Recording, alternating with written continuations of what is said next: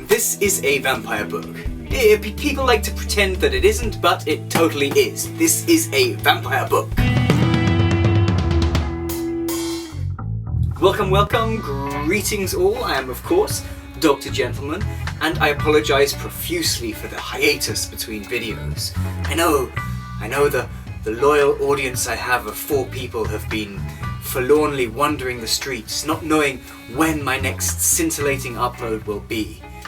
To you, I most humbly prostrate myself in contrition. Alright then, now let's look at today's masterpiece. Another great French novel, just like Les Miserables. Wait, another chance for my dodgy French accent to be drawn out into the light, like a shackled prisoner being dragged out of his prison cell on execution day. Seems apropos, because today we are talking about the Count of Monte Cristo, or the Count of Monte Cristo. That's today's great work! The Count of Monte Cristo is one of these fat tomes that tends to put people off who have these preconceived ideas about these old classics being these weighty literary monsters that it's a nightmare to plough through. But it's worth remembering that these classics survived because they are popular. Indeed, when they were written, at least up until modernism came along, most of these classics were penned to be populist, to have a broad mass appeal. Mid-19th century French readers wanted thrills and escapism just as much as today's do. And it wasn't always about, a literary elite patting themselves on the back for being able to understand things that the plebs can't. Why yes, of course I understand every reference that Joyce put into Ulysses, don't you? No, these books tend to be bricks because if your page turner is a hit, of course it's most lucrative to keep it running for as long as possible. Why keep things short and snappy when you can sell more copies by spinning it out? At least as long as you can keep your audience engaged and interested. Something we all need to keep in mind in these days of decreased attention spans. Hey, wait, don't leave. The Count of Monte Cristo was serialized between the August of 1844 and January 1846 in the Journal du Débat. The Journal du Débat, or Journal of Debates, a French newspaper that had its roots back in the French Revolution. What Dumas was doing and what Dickens did and Robert Louis Stevenson and any number of great writers who were serialized is not so different to, say, what happens with the Marvel movies today, or here in Japan, the manga that come from Shonen Jump.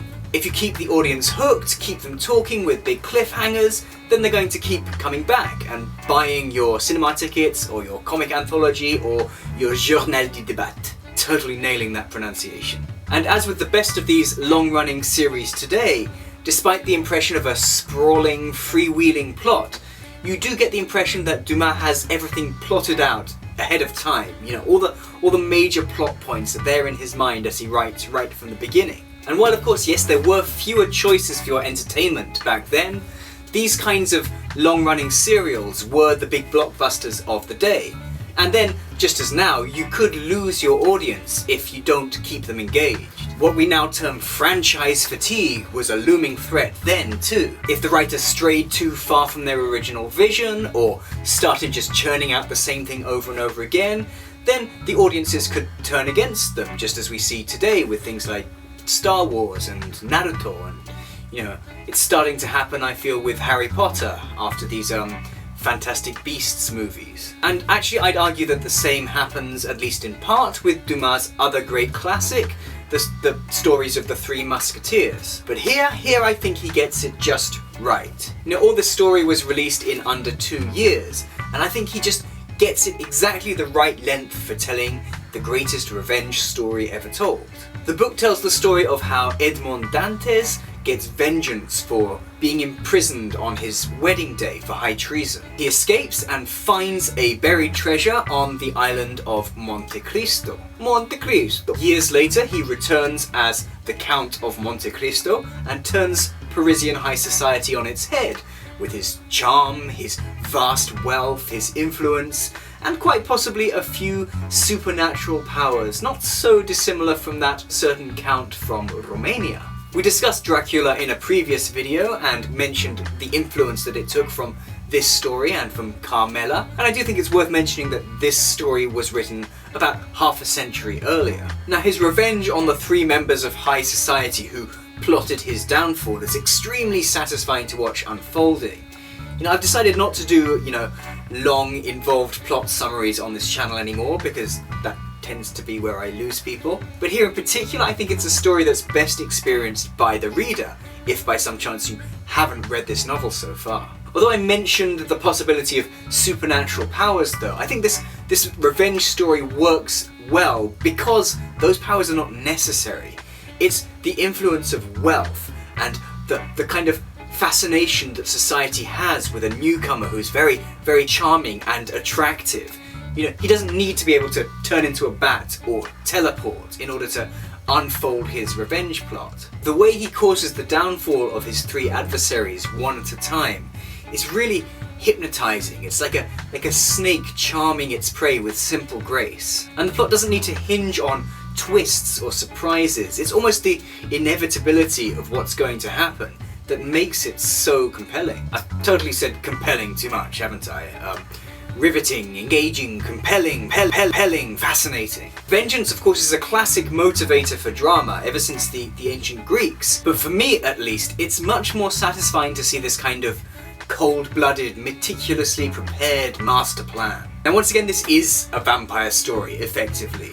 Somewhere along the line, Dantes loses his humanity.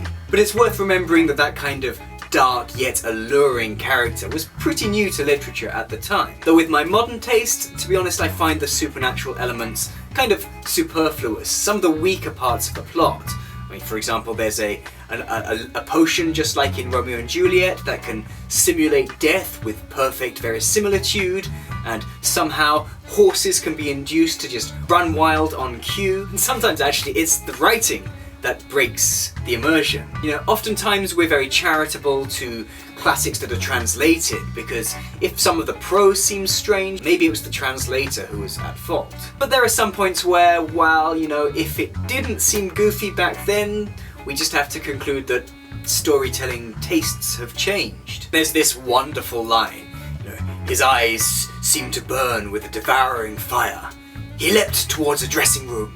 I can't imagine that being any less farcical in the original French. Oh, and amusingly, the editor of my Wordsworth Classics edition was quite a character himself, pointing out with Kimboshian glee every time the translator had made an error, as many of Dumas' mistakes as he could as well. And really, it doesn't take the reader long, especially with such assistance, to figure out that, Dumas didn't really care about the small details or getting every little thing right. He was much more concerned with providing thrills and spectacle and excitement for his voracious readership. Who needs to close every plot hole when you can provide more invigorating verbal sparring, as daring as a 19th century audience could take? This exuberance hasn't been diminished at all by distance and time. I think this is all enormous fun. And that, more than anything else, is what I want to impress about this kind of classic. They don't persist to the modern day just because of academics who want to use them to illustrate a new theory about post-deconstructionism. People keep buying them and reading them and adapting them to new media because they're really fun and they have something unique to offer. This isn't primarily about looking clever or having more academic clout or even preserving a nation's culture. Primarily, it's about enjoyment. And that's what this series is all about. And as I've mentioned before, with a little ring of my progressive bell, Dumas is, to an extent, a figure who can be held up in opposition to the idea that all of these literary classics were penned by crusty old white men. But the people making those arguments often leave out the fact that a large contingent of the greatest writers of all time cannot, in fairness, be called straight white men. But I guess that's just not vibrant enough. That is a bit of a straw man argument, but I just want to stress that my personal opinion is that, at least in academia, there's plenty of room for the study of the classics and for new works that you might find in a post-colonialist seminar, and plenty of beautiful works of art out there that are waiting to be discovered by a wider audience. But Alexandre Dumas, often called Père, because his son, also called Alexandre Dumas, was also a prominent writer, was born in 1802, the son of Thomas Alexandre Dumas. Thomas Alexandre Dumas' mother, Alexandre Dumas' grandmother, was called Marie Cézette, and while it's difficult to be certain with the kind of records that were kept at the time, most evidence points to Marie Cézette having no other ancestry but Africa. So while this is a life story from an extremely unequal time of slavery and colonialism, Dumas Père's story is truly remarkable. He was freed in his early teens by his father, who was a nobleman, and then rose up through the ranks of the military to become a great general. This achievement would have been laudable whether he was a person of colour or not, but he was, and he overcame all adversity in his path to reach such a respected position in society. As for Alexandre, as the son of this great mixed-race general, he started out as a playwright, and then in post-revolutionary France he proved himself to be a truly prolific writer, often having several projects on the go at the same time. In 1844, when Monte Cristo started publication, I believe he was working on 4 different projects, although after its completion he did take a well-deserved break.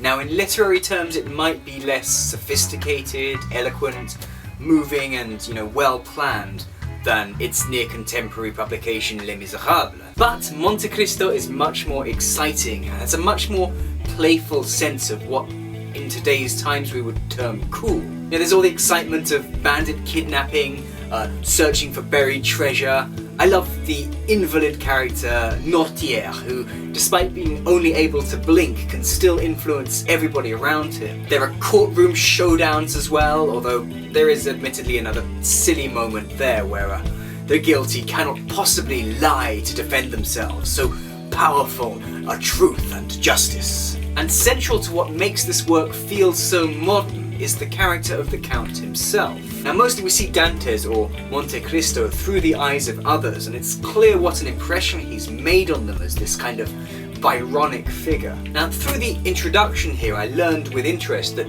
Dumas had originally intended to open the story in Rome and then tell Dante's story in flashback. But his collaborator, Auguste Maquet, who in fairness seems to have come up with a lot more of the story than Dumas did, suggested actually starting with what happened to Dantes. And yet, because this is a serial novel, I think that's a good place to start, where you can take plenty of time developing a character and building up the audience's sympathy for Dantes. But many adaptations do start in Rome, which gives us the immediate impact of the younger cast members' impression of this impressive Count. Both work, I think, in their own contexts, and it's interesting to compare how the same story is told in the most effective way in different media. On that note, a number of excellent adaptations have been made of this story, my personal favourite being the stylish Japanese animation Gankutsu. Now this serial was incredibly popular and influential in its time.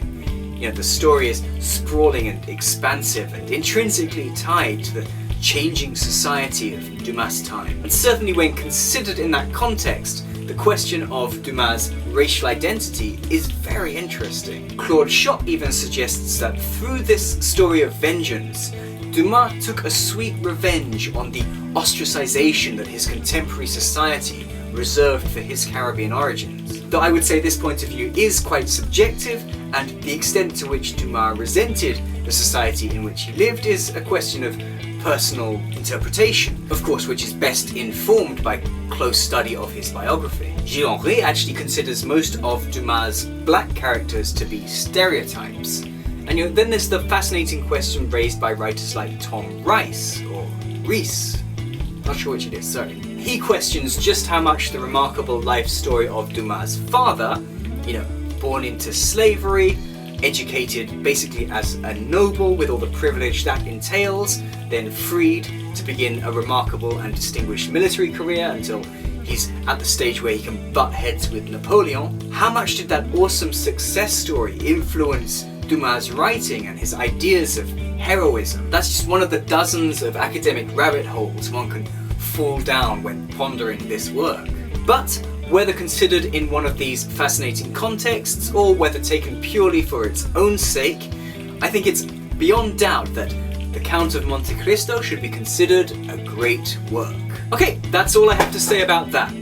Join me next time for another great work.